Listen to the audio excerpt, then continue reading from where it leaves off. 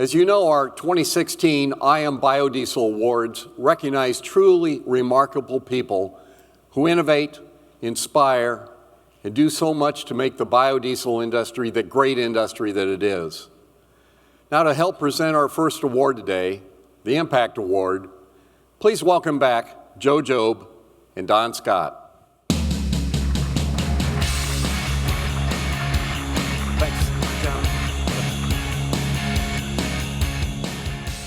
When farmers grow protein to feed the world, the plants and animals that they raise produce more fat and oils than we can eat. The opportunity to use this oil to displace fossil fuels is the core of the sustainability benefits of biodiesel. And no one has helped us understand this relationship more than the scientists that we're about to bring on stage. Our good friend came from a background of helping farmers to become more efficient, and she became a trusted advisor to the biodiesel industry. This year's Impact Award goes to a scientist who understands that the power of agriculture is synonymous with the power of science. Her knowledge and leadership were instrumental in improving the science used to quantify biodiesel's growth potential and greenhouse gas benefits. Her service to the foundation has been key to our ongoing success. She also worked aggressively to pursue funding from the industry and to broaden the feedstock organizations that contribute and benefit from the technical and education programs funded by the National Biodiesel Foundation. This lady is someone who's truly a member of this biodiesel family. She's one of my favorite members of the family. She is so smart, so talented. She is a pioneer when it comes to sustainability and working on sustainability for biodiesel. She is a friend to agriculture, and we love her.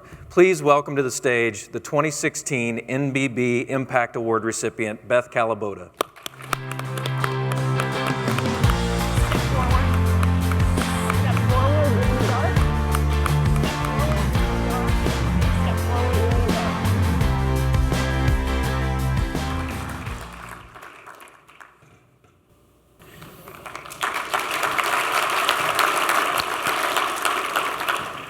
Thank you so much. It's truly an honor and a privilege to stand before you to receive this award. And I want to talk a little bit about why it's a privilege. It's not every day that someone has an opportunity to work in an industry like the biodiesel industry. The biodiesel industry works to create jobs, to create value for the products, the agricultural products that we produce better than anyone, anywhere in the world.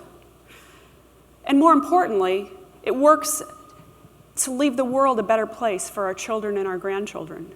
By reducing fossil fuel usage and emissions, we ensure a better tomorrow. And I want to thank each and every one of you who are in this room for your help in building this industry and for helping enable me to work on something that I can feel so passionately about. It doesn't matter if you're a feedstock producer, a farmer, a renderer, you're involved in transportation, logistics, hedging, crushing, oilseed processing, marketing, the whole industry, and particularly the end users who work on certifying engines and putting in the infrastructure, the media who's been so helpful in spreading out our words, thank you. We as a foundation, and we heard a little bit about the Biodiesel Foundation in 2008, realized that we were under attack because people did not understand agriculture. And Tim Searchinger, with his article, made some assumptions that our nation's farmers would not respond like anyone else in business, to respond to market signals, to produce more in a more efficient manner, that they wouldn't be investing in technology like GPS and better tractors and combines and tiling and all of the things, better seeds, that make farming more productive. And so we as a foundation made a solid move and decision to work on making sure that the regulators and policymakers and special interest groups were aware of the fantastic work that our nation's farmers were doing to be good stewards of the environment. The work of the Biodiesel Board had paved the way because they already knew the great work that was happening at the biodiesel plants and at the crushing facilities, but the made some fundamental mistakes when they were really thinking about what agriculture was and how it was responding to the market signals. So what we did as a foundation was shifted our efforts, and we worked to unite agriculture to raise necessary funds to get projects completed. We brought together the world's leading experts, the scientists, the economists who were dealing with indirect land use change, and we developed a prioritized list of projects. And one by one, we invested hundreds of thousands of dollars, many of which was raised from people who aren't in this group and organizations that aren't even members of the biodiesel community. We raised this money, we funded these projects with the leading thought leaders in the world, and we got them done. It took an army, it took a village, it took the entire resources of the biodiesel community and the biodiesel board to then publicize that work and to make sure that the special interest groups, that the regulators, that the policymakers, who are also vital to our industry and who are also vital to help support the American economy, knew what was happening in a farm in Iowa or South Dakota or North Dakota in the Midwest. So we got all that work done, and then we began to sponsor a number of tours, whether it's to help educate the policymakers and the regulators and to really make sure that they knew what was happening in our own backyard. None of this would have been possible without the donations that you guys make to the Biodiesel Foundation. So whether you contribute an auction item, whether you've helped sponsor some of our work with a large donation, whether you've purchased an auction item, whether you've made a donation to our door prize, just know that we're leveraging and using your dollars as wisely as we can, that we have a prioritized list of projects in the future. We're a 501c3.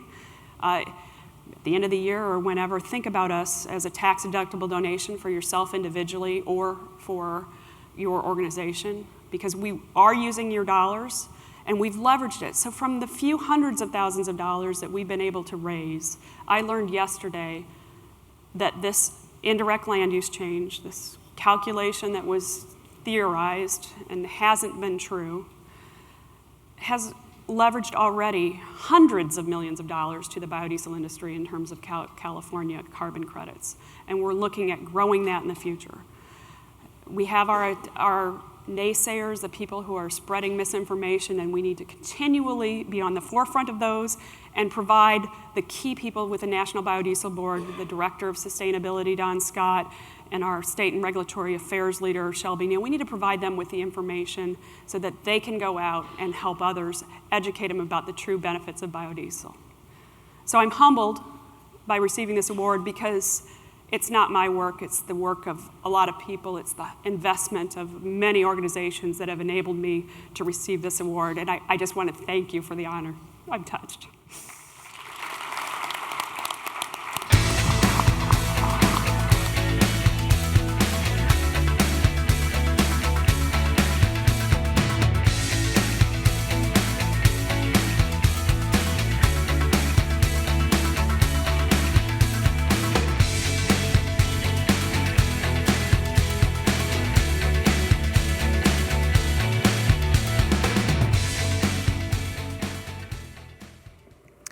That was great, Beth. Thank you.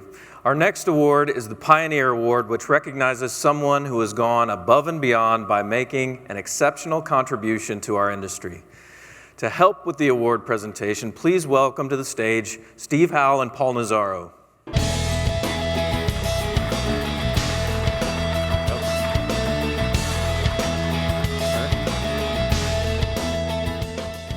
Thanks, Joe. This year's Pioneer Award winner has served as the head of the New York Oil Heating Association for over 20 years. He's been at the forefront of leadership in the heating oil industry, serving as the first treasurer of the National Oil Heat Research Alliance before his time at the New York Oil Heating Association.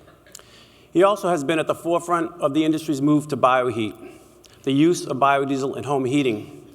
He was instrumental in New York City implementing legislation for B2 heating oil citywide. It was the late 1990s, and the home heating industry was faltering. Paul Nazaro wondered what could be done to revitalize the industry. What is home heating for the 21st century? That led me to contact Steve Howell, the NBB technical director, and a state leader, Michael Ferranti in Massachusetts. In the basement of my first office, we talked about taking biodiesel and blending it into home heating oil. But there came a point when you want to get something done, you need to find the right people to get it done. In 2003, we were ready to really start talking to industry leaders. This was going to be a very challenging business opportunity, and we needed to have strong leaders. A leader emerged in New York City, a visionary whose ideas could not only sustain but transform oil heat. John Maniscalco. I had never met John, but John became my biggest ally on this bioheat project because he, like I, had a mutual vision. We knew that the oil heat industry as it was wouldn't be here 10 or 15 years later if we didn't reinvent it. He came every day to advance this agenda. He moved us in the industry group from dead center to way out in front. The use of bioheat grew, and in a decade, it flourished. John Maniscalco had relaunched an industry. He led by example, and he was fighting for the common fuel dealer. I mean, he wasn't fighting for big oil, he was fighting for the common fuel dealer that makes up his association. He is ultimately the most determined individual I've met in my 15 years of advancing biodiesel as a heating oil substitute. I don't think I've worked with anyone as disciplined and driven as John Maniscalco. Ladies and gentlemen, the National Biodiesel Board's 2016 Pioneer Award winner, John Maniscalco.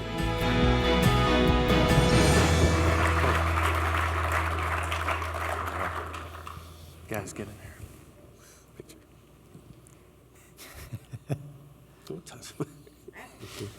Thank you very much, Joe, and it's my pleasure to be here to accept this award on behalf of myself and the New York Oil Heating Association. This is like a double honor for me because I do have to dial it back a little bit, take you back to, I guess, February 5th, 2013, Las Vegas, Nevada, at the National Biodiesel Board Conference. At that time, I was awarded the Industry Partnership Award. Now I take it full circle back to today. Now I get the Pioneer Award. But you have to think about it. If I didn't have the partnership award the partnership that I had with NBB, they give me all that guidance and information and sage counsel, I wouldn't be here to accept this Pioneer Award. So I do, in fact, accept this on both of our behalfs. Now, some may know, some of you might not know, but I retired about 6 months ago.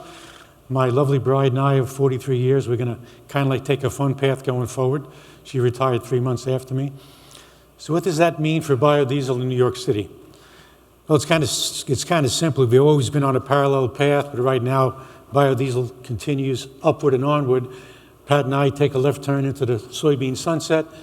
I do have a successor. His name is Rocco J. Lasitosa. He shadowed me for about 4 months while I was there. He is truly a biodiesel believer. I introduced him to all my NBB contacts as well as New York City.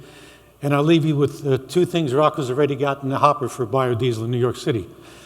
The first bill is going to be announced on April 22nd. That's Earth Day. It's coming out of the mayor's office. They're going to have a litany of environmental bills. Two are going to be pertaining specifically to biodiesel. First bill is going to be what we call a biodiesel bus bill. What that means is you have to understand that in New York City on a daily basis, they transmit about 600,000 students. Inner city kids by subway, out of borough kids by bus. The new fuel standard in New York City for all New York City owned buses, as well as New York City contracted buses, will have to have a B5 blend. That's not going to give you a lot of volume, but what it does get you is a lot of mentions, a lot of PR, a lot of repetitions about biodiesel once again coming to New York City. The next piece of legislation that's going to be introduced by Rocco has to do specifically with biodiesel in New York City. As you know, or maybe you don't know, we have a 2% biodiesel blend, which means for every 100 gallons of heating oil delivered, two gallons have to be biodiesel. From a gallonage perspective, that means about 15 million gallons. Hopefully later on this year, that's going to increase to 5%, so the 15 becomes 40 million gallons. 7 years after that, the B5 becomes B10, that's 10%. The 40 million gallons becomes 80 million gallons. 5 years after that, it becomes B15, or 15%. The 80 million becomes 120 million, and it culminates on or about 2032 at B20 or 20%, which means New York City, just one little jurisdiction, a dot in the map, is going to consume at least 150 to 160 million gallons of biodiesel. So that's what you have to look forward in New York City going forward.